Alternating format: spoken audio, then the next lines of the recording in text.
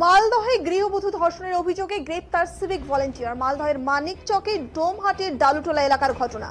ধৃত পঙ্কজ মণ্ডল মানিকচক থানায় কর্তব্যরত এক সিভিক ভলেন্টিয়ার। শুক্রবার তাকে তোলা হয় মালদা জেলা আদালতে। জানা গিয়েছে, এলাকার এক বিবাহিত মহিলা পেট ব্যথার সমস্যা নিয়ে ঝাড়ফুঁক করানোর জন্য আসে ওই সিভিক ভলেন্টিয়ারের বাড়িতে। ওই সিভিক ভলেন্টিয়ারের মা বাড়িতে ঝাড়ফুঁক করে, কিন্তু সে সময় বাড়িতে কেউ ছিল না।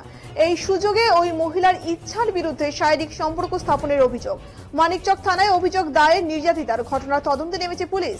অভিযোগ পেয়ে গ্রেপ্তার করা হয়েছে অভিযুক্ত সিভিক ভলেন্টিয়ারকে। যদিও এদিন মালদা আদালতে তোলার সময় এই নিয়ে কোনো মন্তব্য করতে রাজি হয়নি অভিযুক্ত। মানিকচকে এই গৃহবধূ ধর্ষণ কাণ্ডে ধৃত সিভিক ভলেন্টিয়ার পঙ্কজ মণ্ডলের 7 তারিখ অবধি জেল হেফাজতের নির্দেশ দিয়েছে আদালত।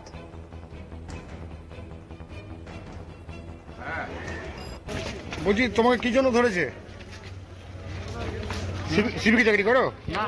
তাহলে আমি সিভিক না। কি জন্য ধরেছে তোমাকে? এমনি বাড়ি থেকে বাড়ি কোথায় তোমার? বাড়ি মানে